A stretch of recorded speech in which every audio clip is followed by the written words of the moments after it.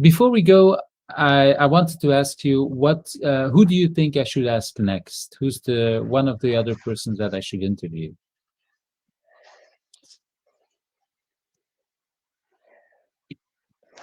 So if we talk about agile industry, I would love to hear Jutta Eckstein.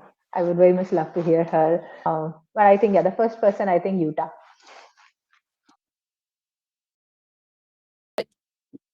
This week, I'm talking with Jutta Eckstein. We talked about bringing sustainability in agile, becoming independent and what that allowed her to do, and being ahead of the curve. I'm Eyjafjallajökull from Who's Agile. My pronouns are he and him.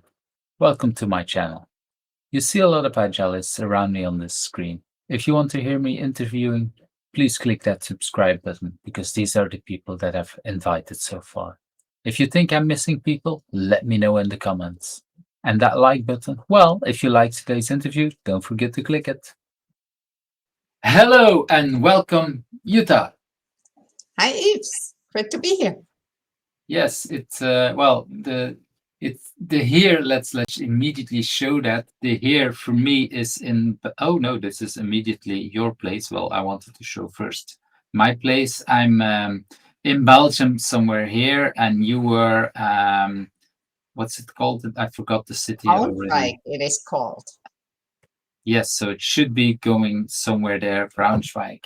Yes. And that is in my case, it's 32 in Belgium, and I think you're in the same time zone. True. Yes, 5:30 in the evening. Let's turn off Google Earth. We don't need that one anymore. So, Jutta, we jumped right into where we are, but let's talk a little bit. Who are you? What do you want people to know about you?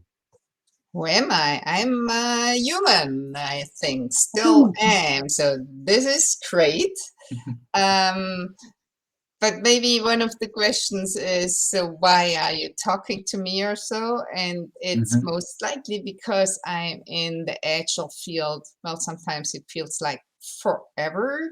I started with XP in 97, learned it from Kent, and then when it turned, well, at the time I was a programmer, and when it turned into agile, so I was more doing this and less XP, and also I myself moved over from a programmer to first designer, architect, and then more leading teams towards helping organizations to become agile. I'm not just helping. You also wrote a book about it, and if I see it correctly, behind you there is your latest book, one of the nicest one. Well, I've actually read. We met. I learned about you with your very first book about what was it? Is it called Software Development in the Large, which is also kind of interesting. I started writing that in 2002, so it's about scaling agile, and in 2002 there were, I believe, 2 people on the world doing that, and in 2004 I published that, and it was way too early. Yeah, well, I remember reading about it in 2005, and at that time I was working remotely, and everybody around me was saying, "Agile remote, don't do it." And I was like, "Yeah." And after searching a lot, I found your book, and that helped me a lot in how some of the things that we worked at. Yeah, so which actually refers to my second book, which is on distributed teams, agile software development with distributed teams, which was but they were connected. Yeah. They were connected, and that's how I learned about it, and that's how we got to know. And now that you're saying that, you remind me of that. Even in the agile software development in the large book, there was already a chapter on working remotely. So it was about virtual teams, I believe, is what I called it at that time. And yes, so probably this is how you found it. Yeah. Yeah, I think there was I think that was the book that also talked about distributed, and what was it when people dispersed teams? That's the word. I learned that from at least one of your books. I don't remember which one anymore. Yeah. But we jumped right to this is how we kind of got connected, even if it was virtually. And yeah, it's a nice example to show when people look at large development or scaling agile, people think, oh, there's just these things now, but no, there were actually people already thinking about it back then. But I know that back then everybody said, no, agile, it should stay small and it should, well, yeah, but there is a desire for larger things. Yeah, so that's true.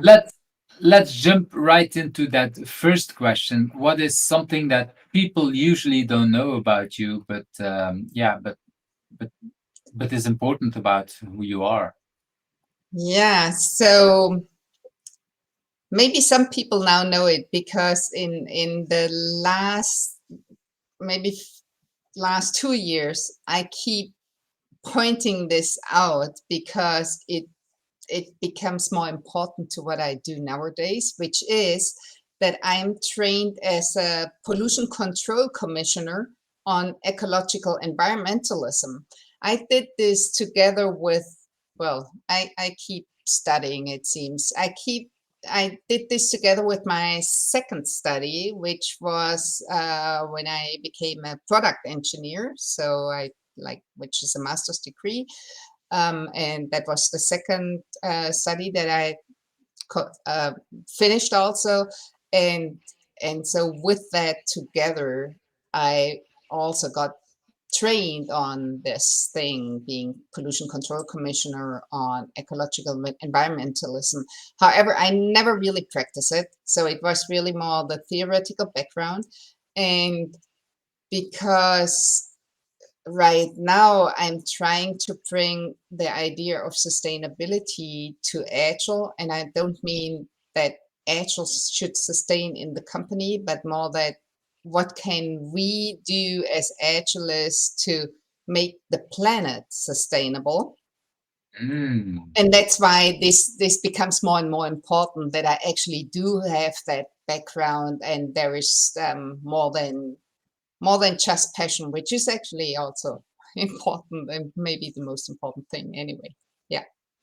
Yeah, it's interesting because I've seen some of the things that you've been saying. I think it's also on your website about, okay, being more sustainability, but I didn't know that you actually studied for this. So that's interesting. But it's long ago.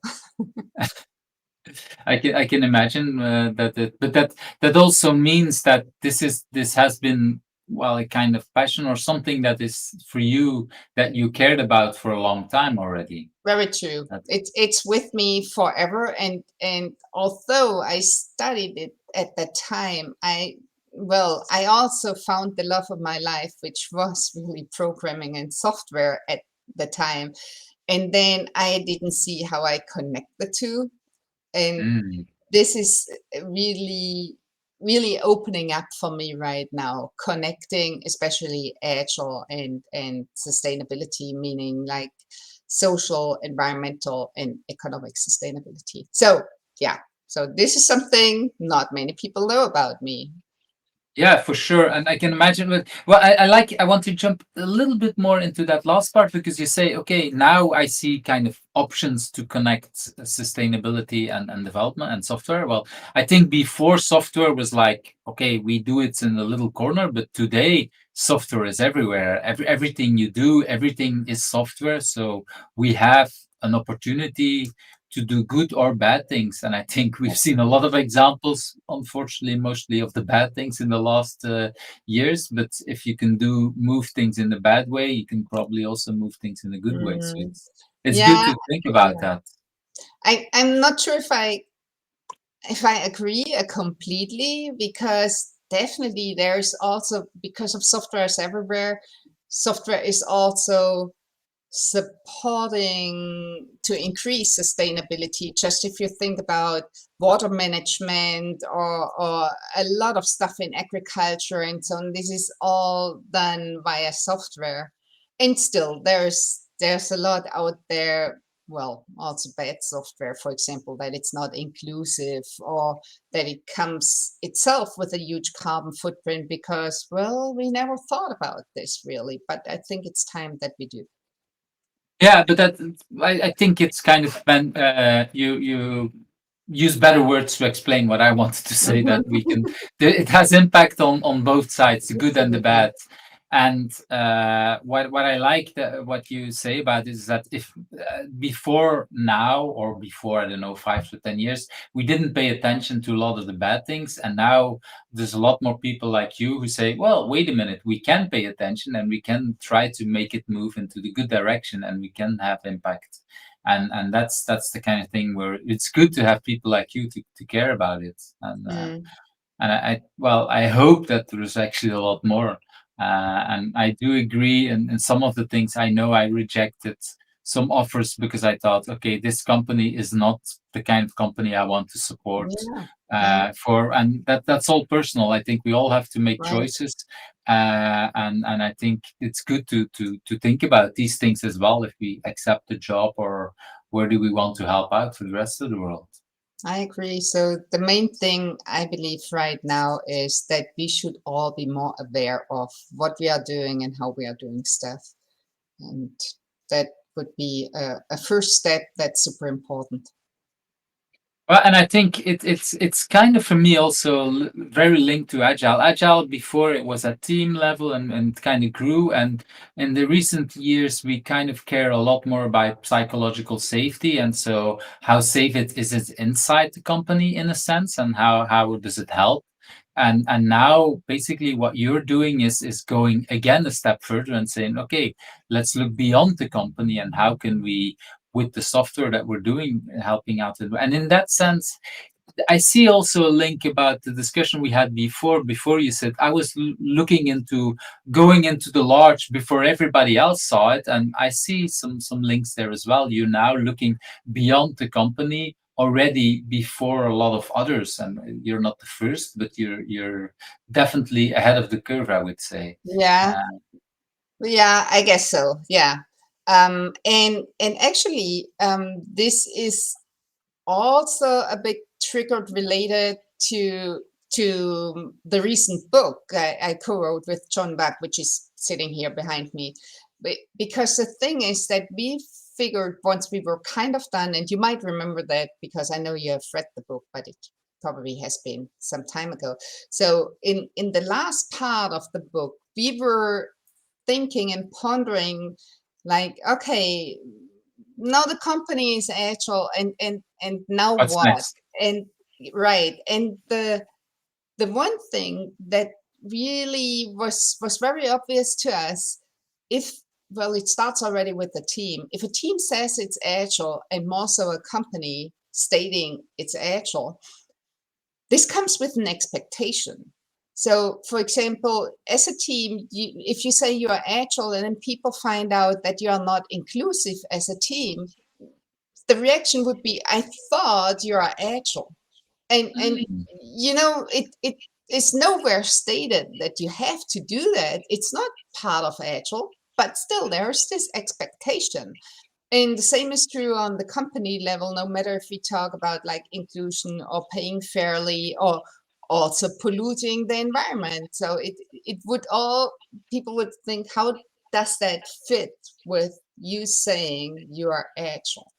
And this is kind of how it also started, that I realized there is really a connection because of that perhaps hidden expectation.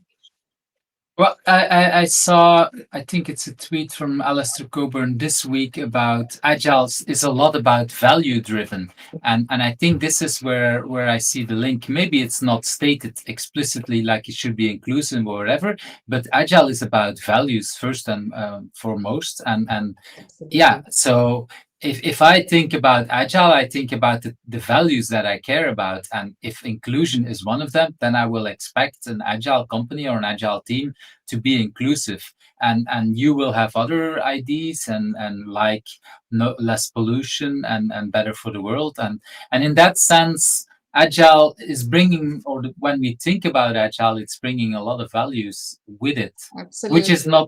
which is not always stated, of course, because I can imagine that some of the things that we care about values might not have been in the idea about some of the people who wrote the manifesto. That is true.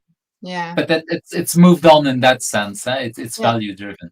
And I agree. And guess what? This is exactly what we did in this last part of the Bossa Nova book. So we looked at before we looked at what are the values that are driving company-wide agility that basically in the manifesto, which is transparency, self-organization, continuous learning, and constant customer focus. And then we thought, okay, but now we know there is this expectation, so it's still value driven. What do those values then mean if we take a look at, well, you could also say the reputation or the actions of that company that goes along with those expectations, and just doing this like in a rough thing. I know we are not really diving into that topic really, but if you think of customer focus, basically, it is understanding, and I'm abbreviating this now, that the planet is a stakeholder as well, and always should be. And you know, this is kind of I like that. it. Mm-hmm. I kind of like it because in the end, if we don't have a planet anymore, we don't have a customer anymore, and in that sense, Then it doesn't matter. Then it doesn't matter. Yeah. So that's we really dived into multiple things here. I really like that. Let's move to that second question, that if you hadn't been, and it used to be if you hadn't been into IT, but I changed it recently to if you had not been doing what you've been doing now, do you know what could have, what else you would have done?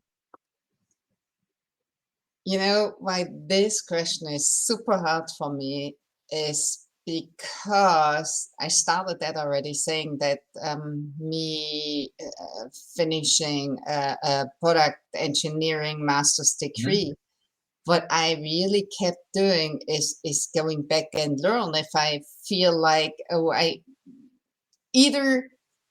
I'm kind of going in a different direction, and therefore I would need more education in that field, or I thought first about educating myself in something and then moved into that direction. So either way, so I started off as a teacher. So I'm a kind of a regular school teacher. This is how I started off, and then there were just things where I thought, well, maybe this is not it. Well, also because at the time there was no real demand in Germany for teachers, and so I thought, what else can I do? And so I looked at various interests, and of course financials being also one of the motivators, because I want to survive, right? And then I did this product engineering degree, and then in that, actually, I figured, well, as I said before, the love of my life is actually software and not just like whatever, mechanical engineering or whatever.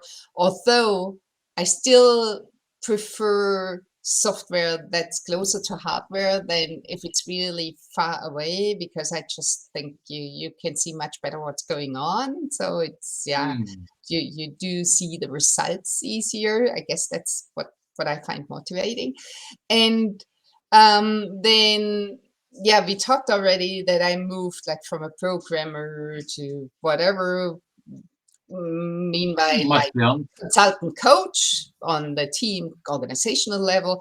And so I went back to university and did another master's degree on business coaching and change management, because I thought, well, so far I'm doing this based on my experience, but maybe I should really learn it. What is it? And what do people outside my software IT agile bubble think about this? And so coming back to why that's so hard for me to answer is that I feel I just changed my way of working whenever something showed up or something else interested me. And now the thing is more that I'm moving more towards sustainability. And you can now also think of maybe this is now circling all back, at least to my second study. And I feel like. But I I also hear a lot of learning and teaching, because Yes. and you see in everything you do, you seem to teach, you seem to learn new stuff. I remember that, if I can bring it up, you're also a scuba diver instructor, if I'm correctly. So I'm not an instructor, a dive master, which I often like to bring up because it's the parallel to the Scrum Master and Dive Master, or not parallel.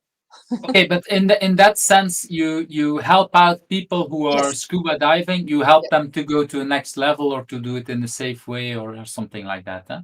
My So most prominent scuba diver I once guided was actually Alistair Cockburn. wow, okay, And that's that was, I believe, okay, we do full circle here. So this is also something people will not know about me. Um, this is, so I think this guiding happened, well, for sure, in Sardinia, in the Mediterranean. Um, and I believe it was the first year of the XP conference. So this was in 2000. It might have been the second year, but I believe it was in 2000 when Alistair came along with me and a few others, of course, who were there at the dive center. I helped out for a couple of weeks or so. So it's nice, because I know that Alistair and water, there's yeah, yes, it's true. really important for him. He likes to dive. I've seen some pictures from him Mhm. doing very nice, I don't know how to call it, diving flips, whatever, in the water, but Yes, yeah, I know that he has a lot there as well. So that's indeed full circle, or actually a larger circle as well. yeah. Funny. Let's move to a biggest challenge. What do you consider your biggest challenge that you want to share, of course? Yeah, also a tough question. And I know that when we talked about this many years ago, actually, I found out it was in 2011 Yeah, when we for talked the about book this. version. Yeah. Um, my answer was my strive for perfection, and that is still true. It's still challenging, probably not as much as it was back there because I'm learning. And I would say next to like that, I still need to work on this. It's also, well, I like fearless change. If people know about that or don't know, pick the book Fearless Change Patterns by Maryse Meinen and Linda Rising. And there's this pattern it's called pick your battles. And that's kind of one of my challenges as well. You know, I'm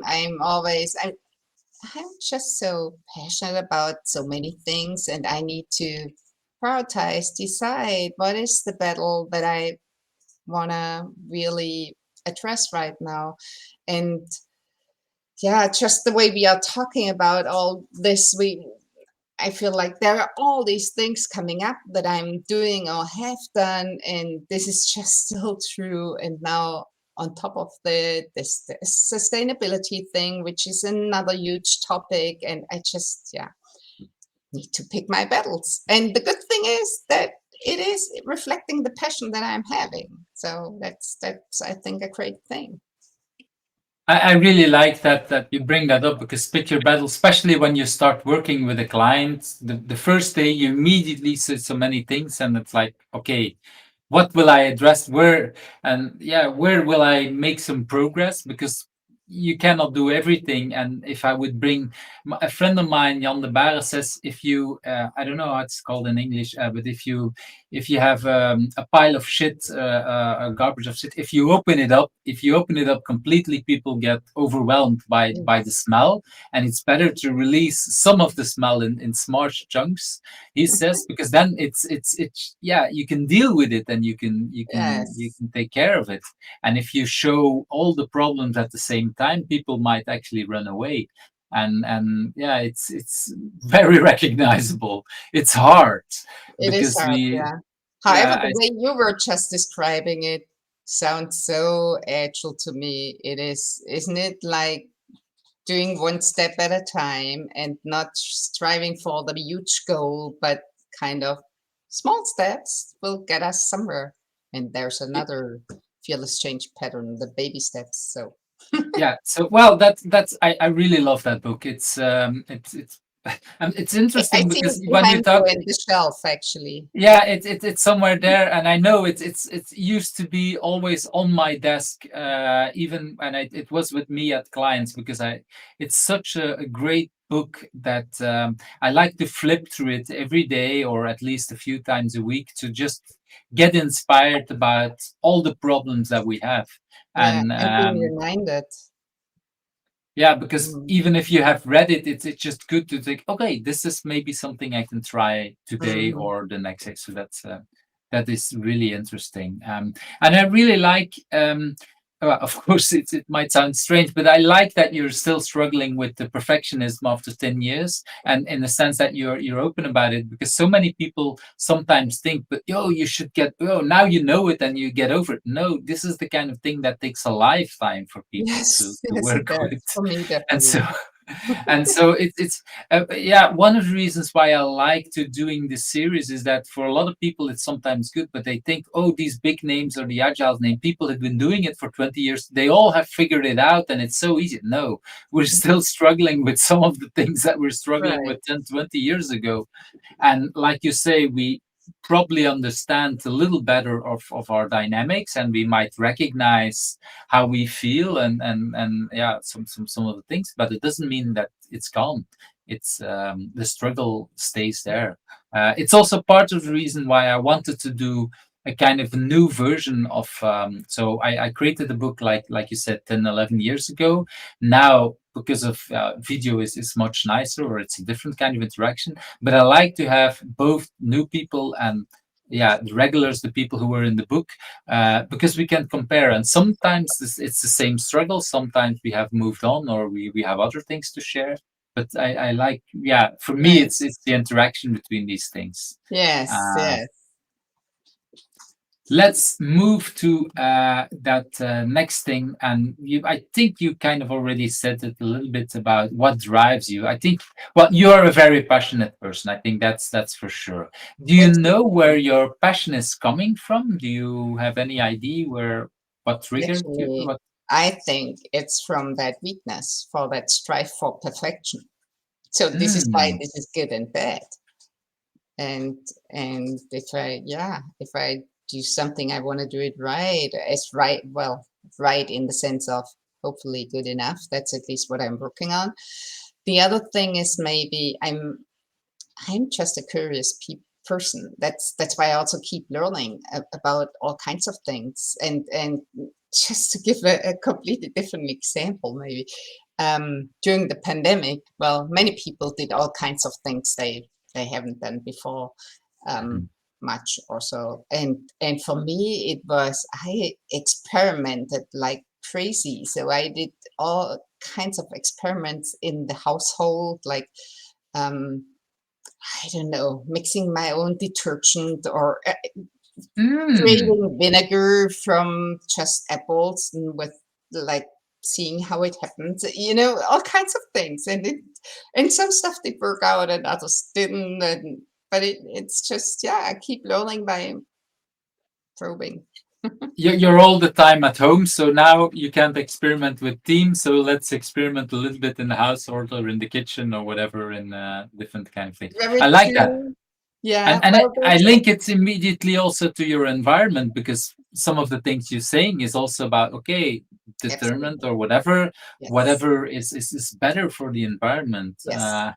I recognize some of that. Well, we moved into a new house about a year before the pandemic, so we were still trying to figure out how the house worked and everything. But definitely, once we were all at home all the time, yeah, I think there's a lot of resemblance there. You look at everything like, okay, how can I, with very small steps, try to improve this and make this house work better, or this household work better, or whatever.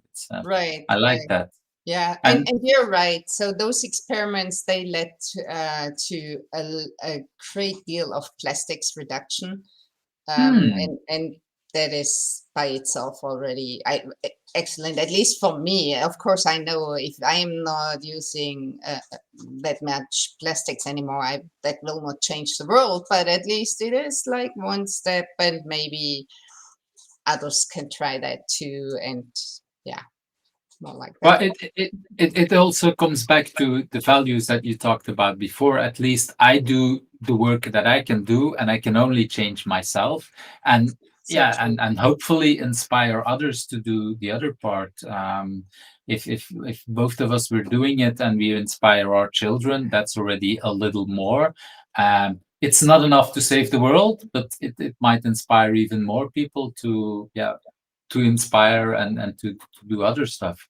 I've had conversations around that also at clients about, okay, what does it mean? Is that paper cup for coffee, is that better for the environment, or is that coffee mugging important? Well, it really depends on how much you clean it.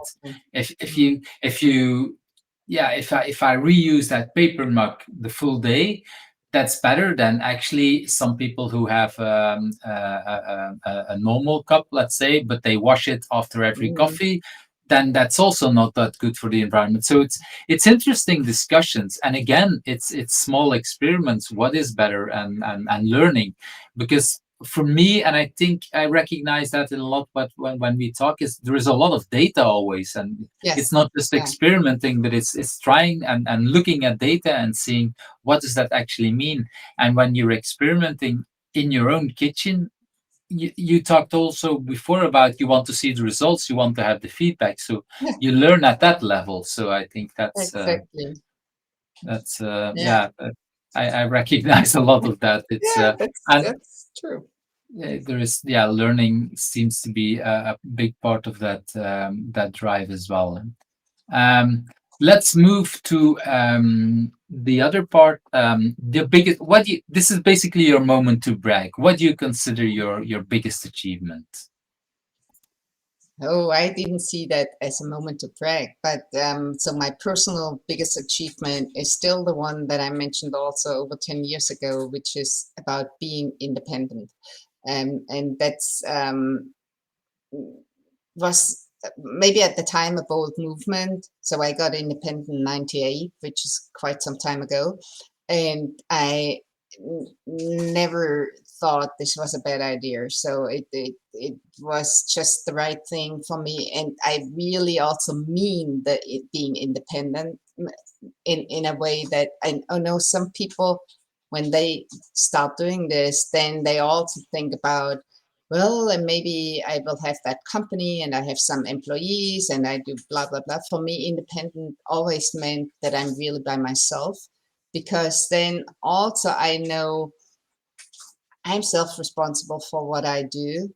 And it can mean all kinds of things. Well, we were talking about scuba diving, for example, in one of, I think it was maybe even the first or second year when I became independent. I thought, well, what about using more of my scuba profession side?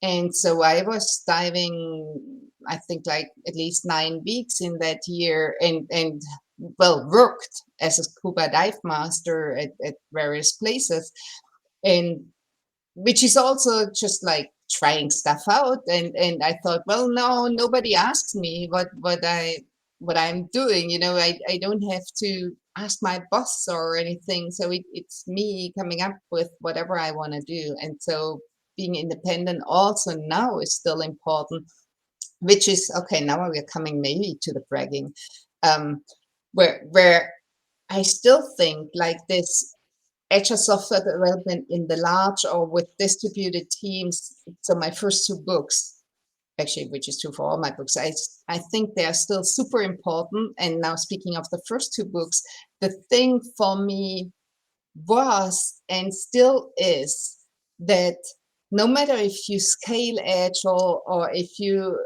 are in a remote setting or global or working in embedded or with hardware, whatever your difficulty here is, it is still agile. And there's no need, I'm now bold enough to say that, there's no need for any framework. You just use what's there. You follow the values that we have talked about. You can use the principles. You keep your practices really at heart and be serious about them.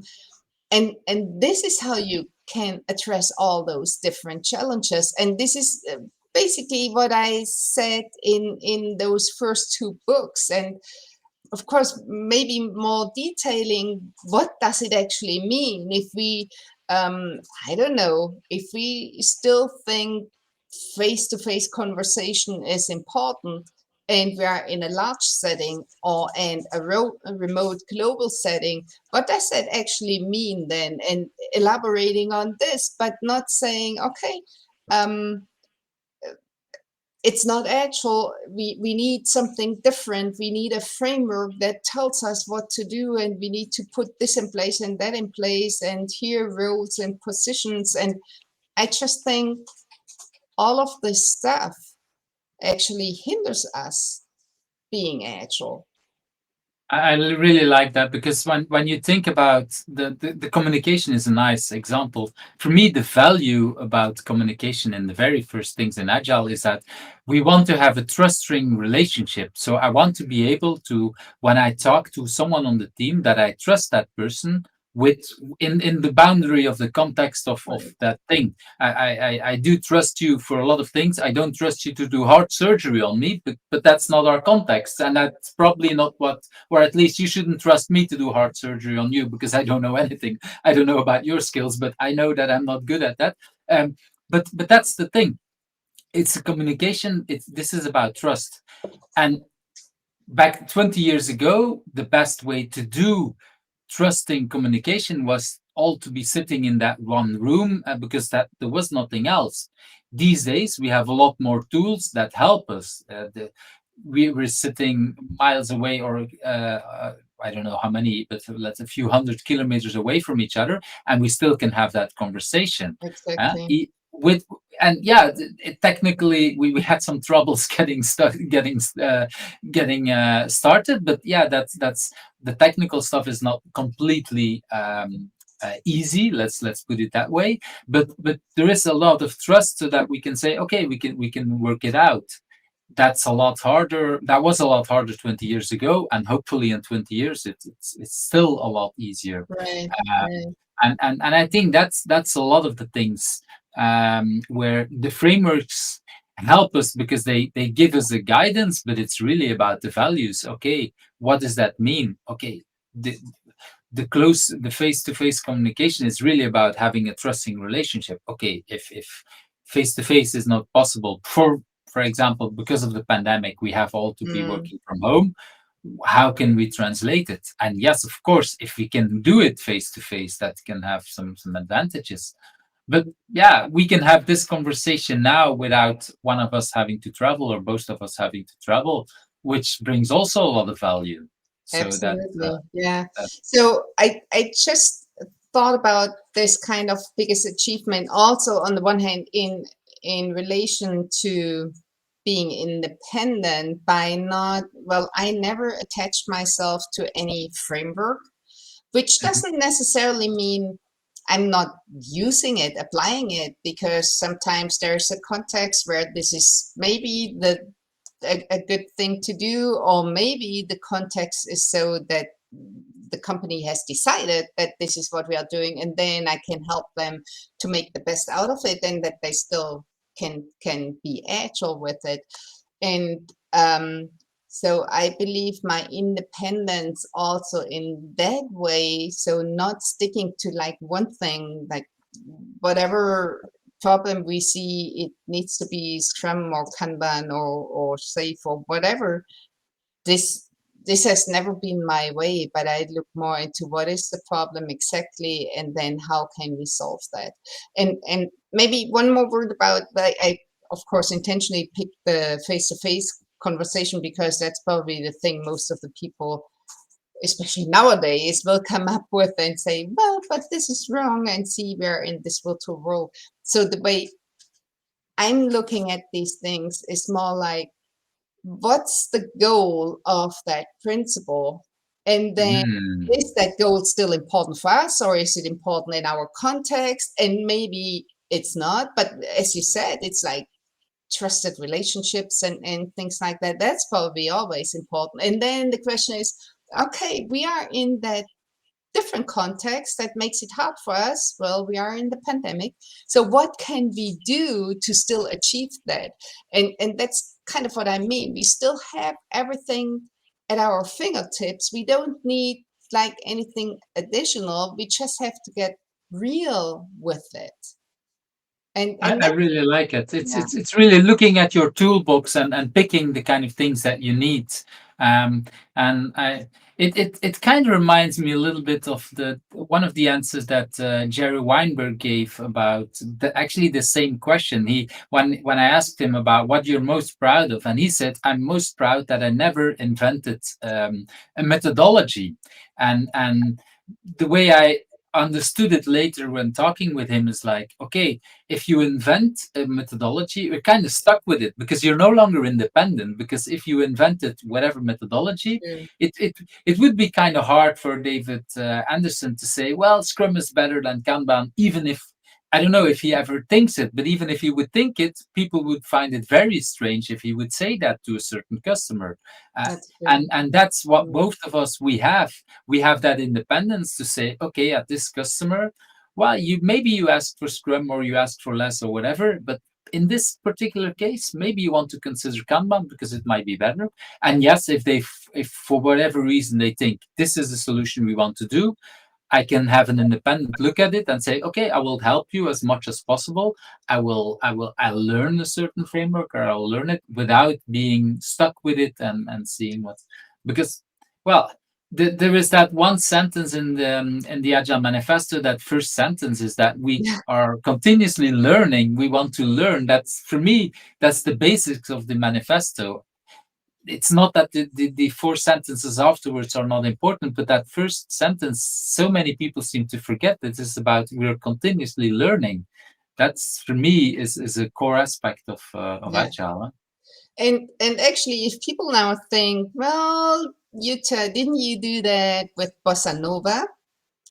And actually, that is the main reason why it's not called Bossa, but really Bossa Nova, not only because it sounds better and so on, and there's the dance and music and so on, but the Nova for us always was that we are sure, including us, people will discover new things. And it's important to do that and also include that in what you're doing. And so it's not like, this is it, right? So there's more to explore always, and always more to use and make meaning of.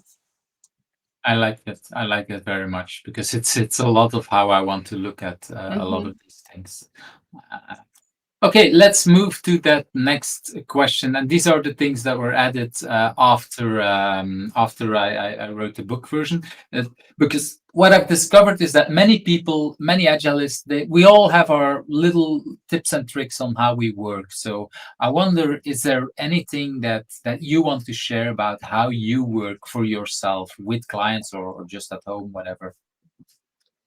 Well, my way of working is, and it maybe sounds too good to be true, but is to start by listening. So I just hate going to a client and say, no, well, okay, now we're doing that agile thing and this is how it goes. So I prefer more or less on day one, well, either starting with interviewing people. So I learn even like individuals' experiences, expectations, and so on. So listening in, or I start with a retrospective. And the retrospective is always around what is the experience that the people are having so far. And so we find out what are things we really need to keep, no matter if we are now going on that agile journey or not. And what are things that they learned that didn't work and we really shouldn't do that? Or what is it we need to watch out for because of all the experience people made. So the thing is, acknowledge that people have a lot of experience. They know what's working in their context. I don't. I'm just coming there, right? And of course, I can say, well, I have seen another company doing it like this, or I know that Scrum really works nice, or whatever. But I also believe it's much easier for everyone to go on that journey if they know that I appreciate their experience, which I really do, because it's super important. I really like that, because indeed it's well, like you say, you bring maybe experience from other companies, but there's no one that knows their company as best as the people working there.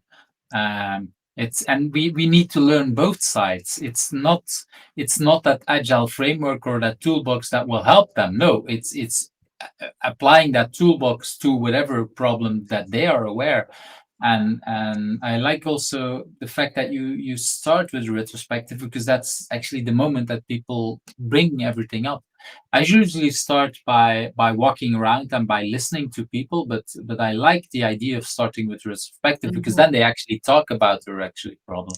Right. That's a really good tip. I'll make sure that I'll look into that when starting with new customers. I really like that part. It's a great tip, because indeed, well, like I said, when I walk around, and then 2 weeks later, whatever, there's a retro, I hear some stuff that is linked, but I could have learned it on day one when starting with retro. So that's actually a very smart move to learn Well, and fast. most often, if you then also go at least a little bit into deciding what to do, then so far what I've always seen is that there emerges a kind of natural process, but it's owned by them and not by me. And that's making a huge difference. And can I link it then also a little bit about the problem that you had before, that you wanted to jump on everything, and if they in the retro give you already kind of priority, that also helps you, That's true. because you cannot work on everything, and it's I would say it's impossible from an outsider on day one to decide on what to work on, because you Right. don't know it, and so they know it. So I see how it helps you with your own challenges as well, in a really good way, which helps them better. Right. Yeah. Because whatever you decide on that first day of priority, that's for sure worse than whatever they will come up with, I assume. Yeah, and even only because of the buy-in, which is a huge thing. On top of that, I didn't even think about that. That of course, that's definitely a huge thing as well. Let's move to, and we talked already briefly about the pandemic and remote working. And like I said, I think you had experiences already with remote working way before that. So, is there a tip to that you can share with the people, what you like to do with remote working? So as a tip, probably it is, on the one hand, ensure to have breaks and not go from one to the next thing. And the other tip is ensure you have, maybe using another fearless change pattern, to have a personal touch, because the way we have operated in pandemic, a lot of people, at least, or companies that I've seen, was on the one hand having one scheduled meeting after the other, often like back to back. Oh yeah. Because of course you don't need to move rooms or so, but you should move, which is better for your health and also for your brain, so you can have more energy. And the other thing, that those meetings are always around a specific topic, so they have an agenda. And so what we are missing a lot is like that personal touch that's not happening, because we are only meeting for work and we are not meeting for just conversations, understanding how people are, and what's what's going on in their life right now. Yeah, what I've noticed is that when you met face to face in the company, well, there's always like not everybody is there. So like, okay, there's maybe a few minutes that is between the meetings, and then we have some time to do some personal chat. How is it and whatever. And for whatever reason, we don't do that remotely. It feels a lot more like, okay, let's wait till everybody's there. So we're all silent, waiting for 5 minutes. Very strange. I've seen people putting on music, but then there is no moment to talk. It's even worse. So for me, it's like, it's not that I don't like music, but it's like we should use this moment indeed to share a little bit and to talk a little bit. And like you say, remote, it's scheduled back to back. So we're actually entering very late because most meetings go 1 or 2 minutes over time. If we're lucky, just 1 or 2 minutes. And actually, I guess those two are related because of the back-to-back. People need to have time to answer emails or anything. And so those 5 minutes while we wait for others to come, we just keep working on stuff that has been waiting for us.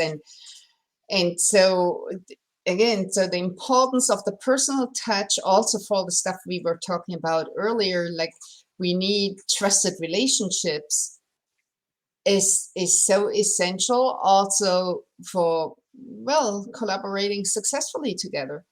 And of course, it's also more fun if there's a personal touch to it.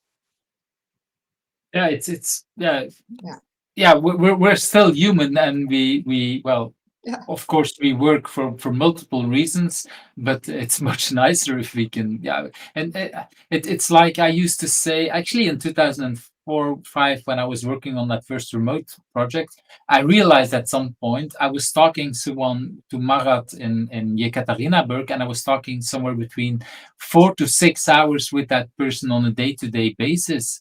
And I realized that at some point, wait a minute, that's actually a lot more than I'm talking to my partner, because how many times are you every day talking 4 hours to your partner? Yeah, you're sitting maybe together, but you're not talking all the time. And this was a period that we needed to talk a lot because we needed to understand where we wanted to go.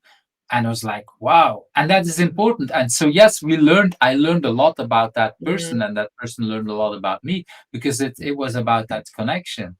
And it's super duper important. Yes, I agree.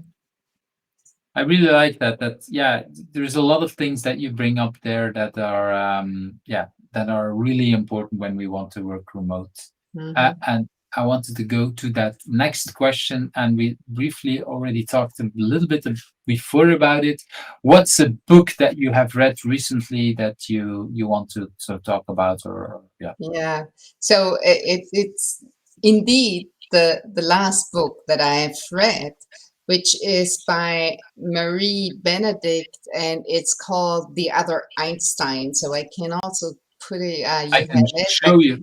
So it's this one.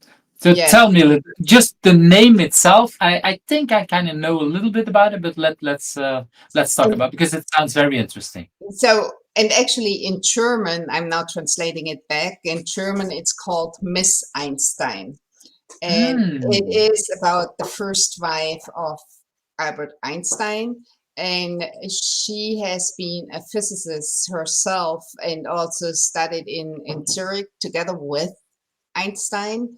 And the book is a novel or is a fiction. It's based on some data, but it's really also it's a fiction. So the problem is, well, let's put it the other way around. It's about like how smart and clever she is, and that she also had to give up like all what she has learned studying, and because she ended up being the housewife and the mother, and there was just no place for her to keep researching and so on. And there are rumors that actually she could develop the I heard some of these things, and it's very unclear what's true, how much part is it. I did read, I think I read a biography of Einstein a year or three, four ago. And there was also, again, there was also a talk that he said, well, at least he had multiple conversations with his partner because she knew the field and she was so smart. He actually had a good way of communicating. And some people say it really, at minimum, it helped him form his ideas. We don't know how much she was part of creating it. Exactly. But it's interesting that, yeah, the time frame and whatever, but so it's sad also. Huh? yes, it is sad, and there is really not enough data to tell how big her impact was. On the other hand, you could also think about your own context. So this is for everyone. How much are you talking with your partner about the stuff you're doing, especially for the people like what's actually true for me, that my partner is also in IT and in software, and of course we discuss things then also on a, I don't know, let's say a serious level or professional level, and it's not that, yeah, there isn't any conversation going on. And so it's difficult to imagine that this didn't happen at all. But on the other hand, again, there is no data, there is no evidence, and therefore we don't know. And it's a fiction, but it's really also nice in a way because it makes you think, well, we started with a bit with sustainability and social sustainability with this, which is also about diversity and inclusion. Um, just makes us aware that, well, it's just not happening so much, at least back at the time. But, well, definitely in many areas, this is still a problem. And also in the Western world, not everything is solved, right? Yeah, I would definitely agree on that because well, first of all, history, there is a lot of women that did very important stuff for the world that most of us, we don't know. Somehow it seems to be that a lot of history is written, or history books are written by men that seems to think about only the man. There's definitely a big True. problem there.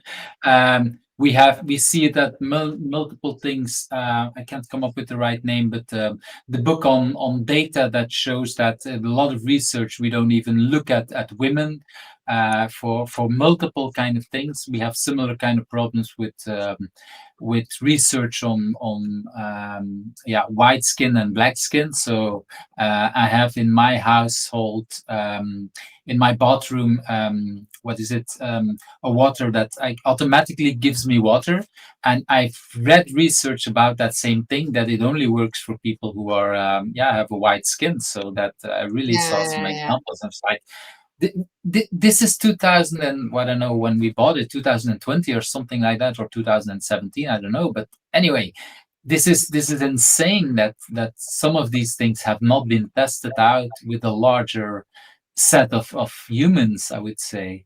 And that's indeed a lot about the sustainability. And I really like in that sense that we should think much harder about it. And especially women, it's 1 out of 2 people in the world. So we should take care a lot more about it. And I like that you bring up your partner, because indeed one of the things I've been doing in the Who is Agile series is, when I know that actually there is a couple, when people are a couple and working together in the agile world, I usually bring, or I'm asking now more to bring both of them.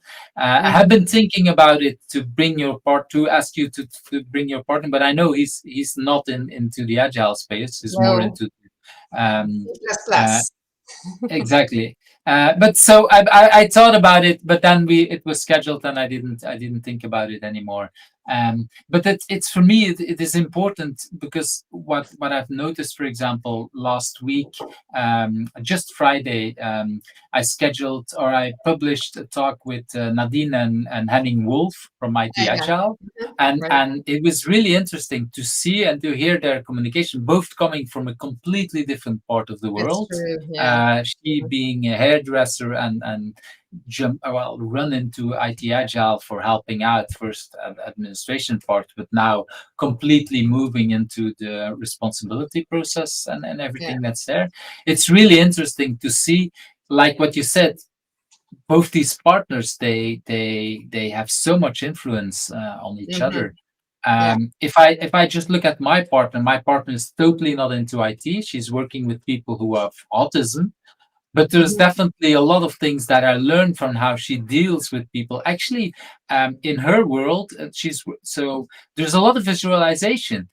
Some of these children, well, I don't know if they're called children because it's people between 16 and 26 that are in a living group, but some of them have a very low IQ, and so they have to use visualization to show people, okay, on Monday that's what we do, on Tuesday that's what we do, and there's a lot of there.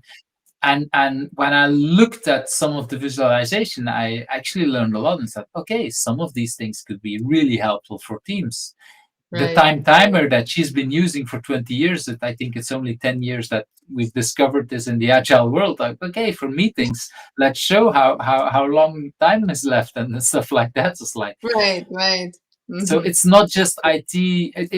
We can all learn from different things. That's what I find interesting.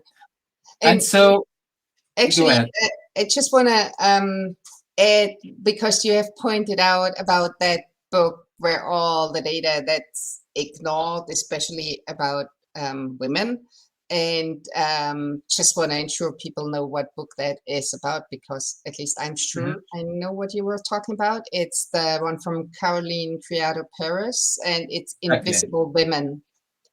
Yeah, I wanted to add it to the show notes indeed, because it's a really good book. Really important work. I know that there's a lot of controversy about the author because she has very specific ideas about women, what are women, what are not women. So I don't want to go into the full detail about that. But even when you know this, it still is an important book because she shows us so much, part of the problem of that we have in our world. So there is indeed, and it's a very good book. Now I want to go back a little bit to that book, the book that you just said. So you say it is fiction, but it learns you about the current world, or at least to think about that stuff. Is there things that you learned for yourself that you want to share about that, or is that, I don't know if there's anything that you have there that you learned thanks to that book? I'm not so sure. Maybe it's more emphasizing also that importance of being independent, which is kind of also, well, almost kind of the ending that which is not really spoiling it actually, but which is that she decided to get, of course, with her husband because she couldn't make the step herself, but to get divorced. And then she got back into like teaching young researchers, and which isn't like she created or innovated, but still she was helping others. And I believe that is actually real data. But again, not the impact she had on Einstein. And so emphasizing for myself how important it is really to be independent in all the various levels. And I think it's something that good also for sharing with women. It's that it's really important to be independent, to have at multiple levels, that at least if you have everything even financially set up, it makes the choice more real choices, that you can still say, okay, I stay together with this partner for whatever that is, but not just for the money.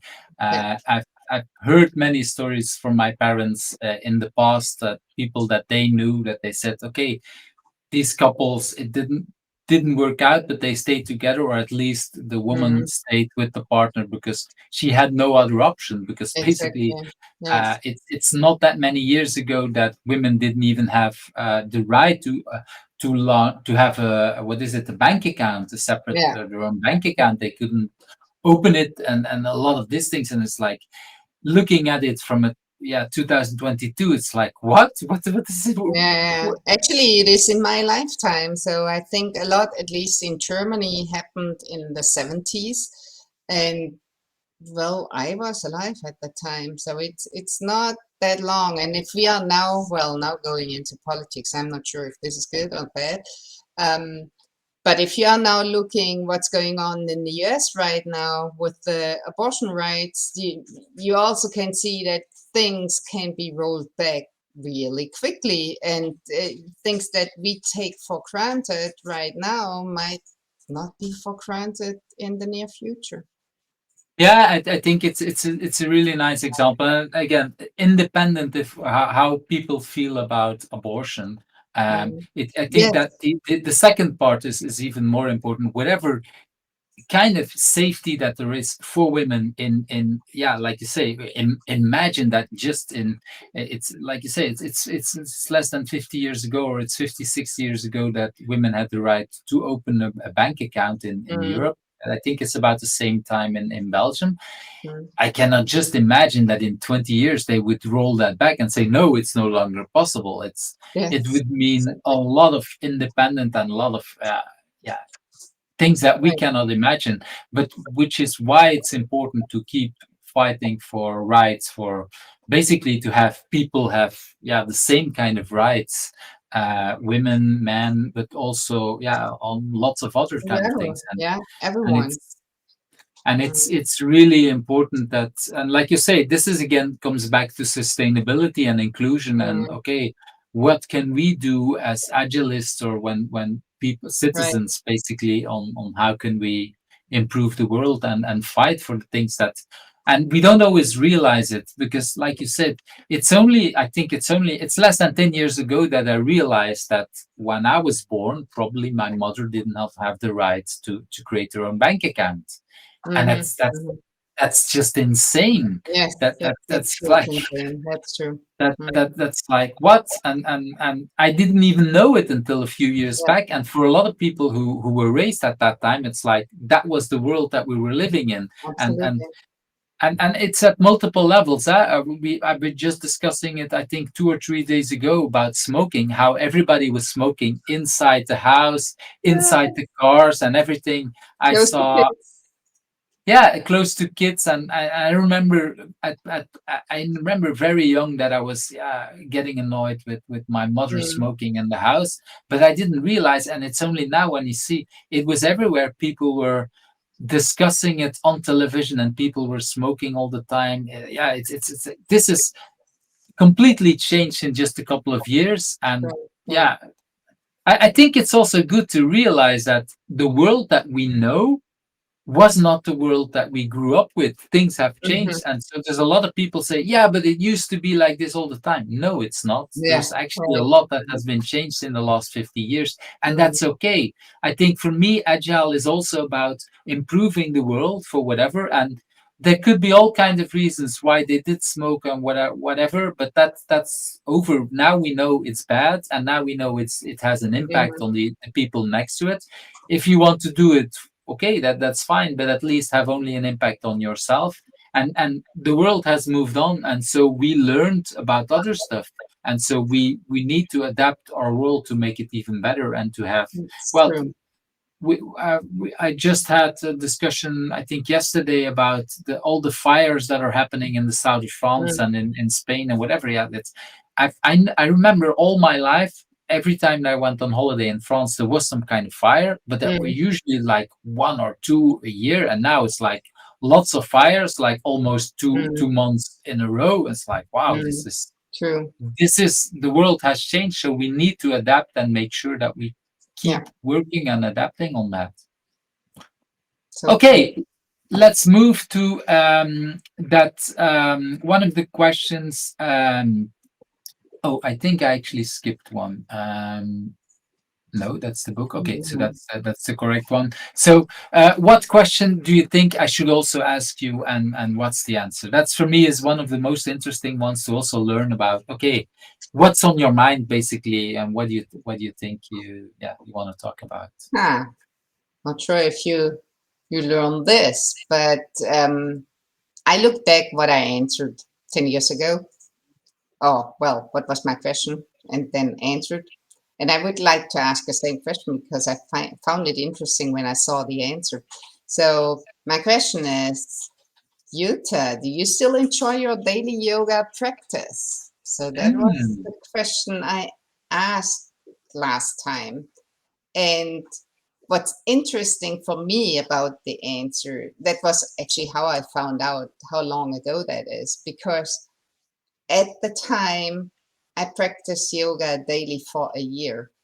It was after that, I can't pronounce that, volcano who exploded on Iceland. Yeah, And exactly. everything was like, yeah, we couldn't fly and blah, blah, blah. So there were other reasons in the past why we couldn't fly, not only a pandemic. And we had the retrospective gathering in Tisvilde, that's in Denmark. And I went there, I believe, by train, or maybe a combination of train and car sharing that one of the other participants I could share with. Something like this. I'm not sure. It's too long ago. However, at that gathering, which was completely different because people had put so much effort into getting there. You know, it wasn't just like flying and then be there, but people had long trips to go there.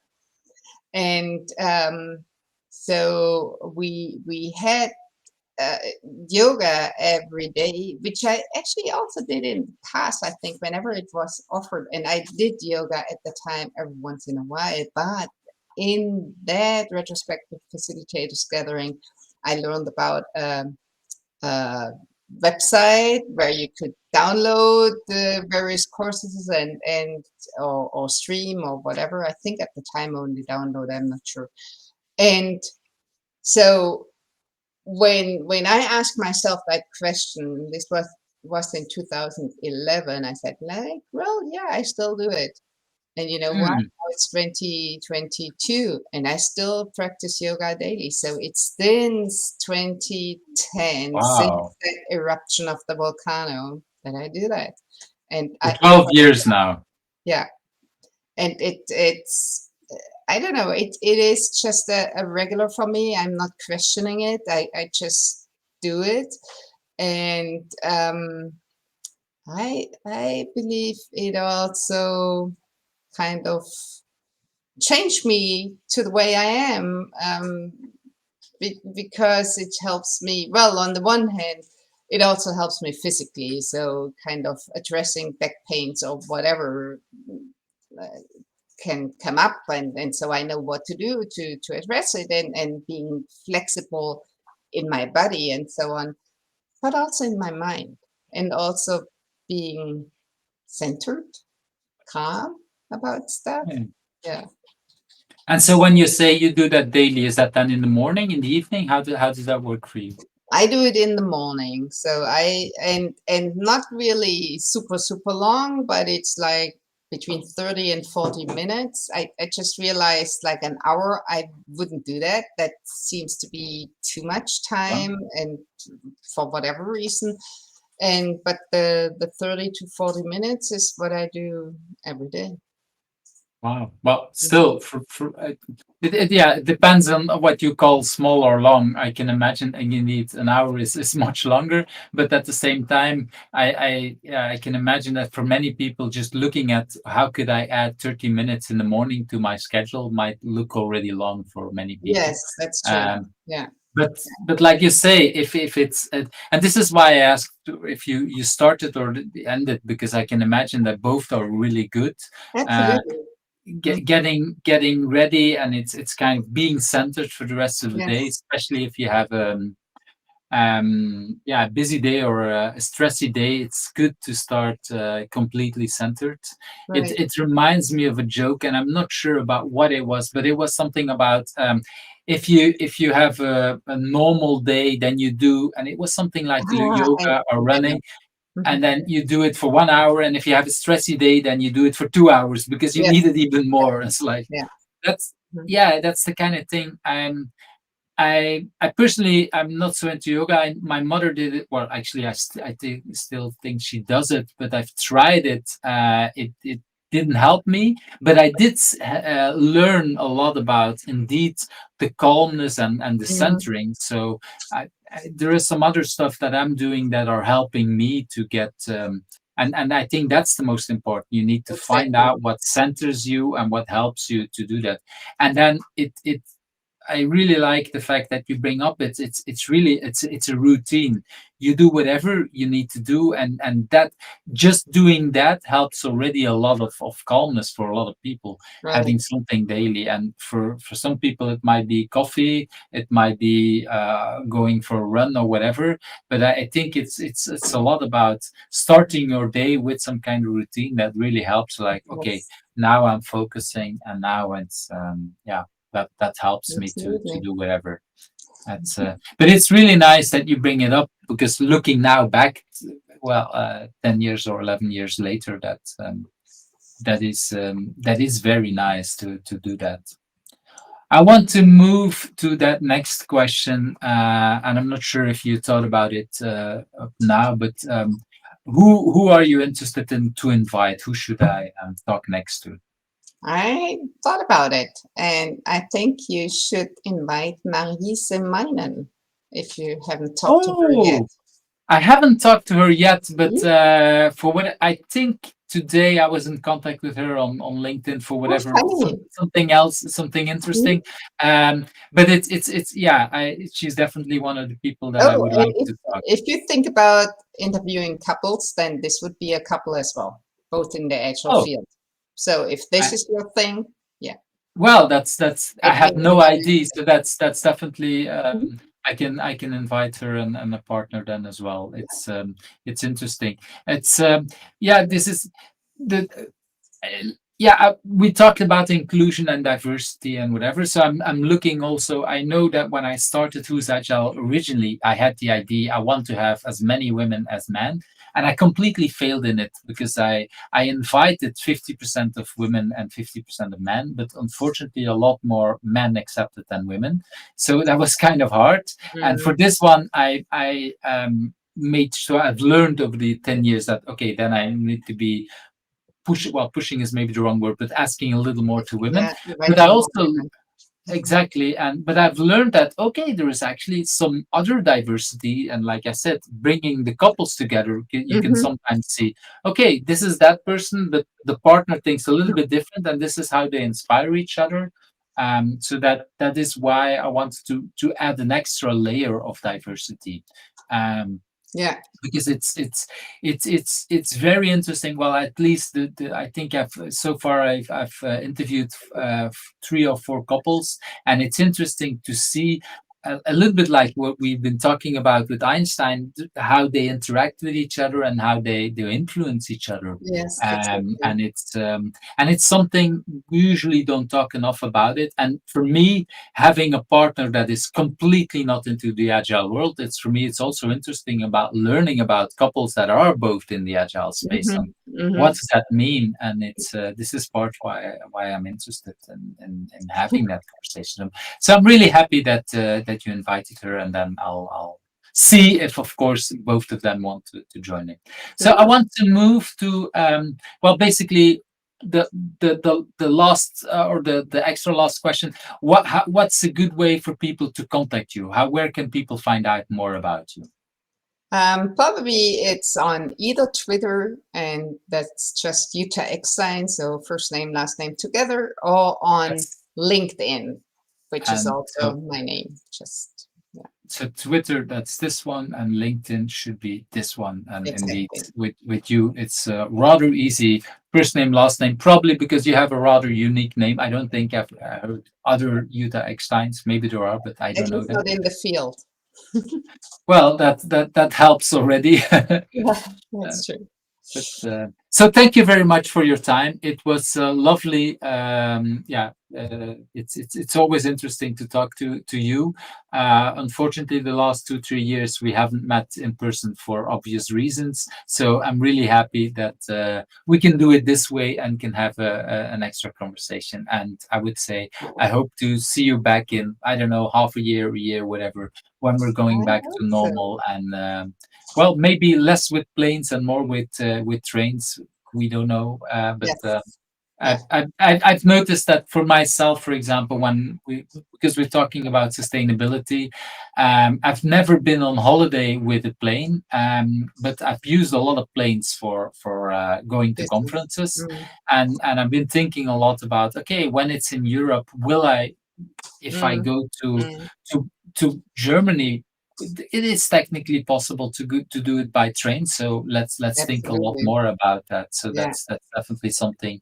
Again, talking about taking responsibility and doing that. So thank you very much, Thank and you. let's see you later. Yeah, bye. Thank you for watching Who's Agile, where the stories of agilists come to life. I hope you liked today's interview. Subscribe if you're not subscribed and want to get to know other agilists.